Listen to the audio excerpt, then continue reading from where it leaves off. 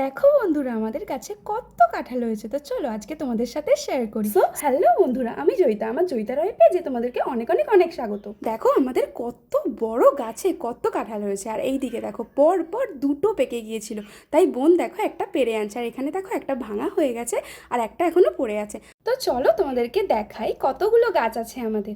এ দেখো পর পর এখানে দুটো গাছে অনেক অনেক কাঁঠাল হয়েছিল।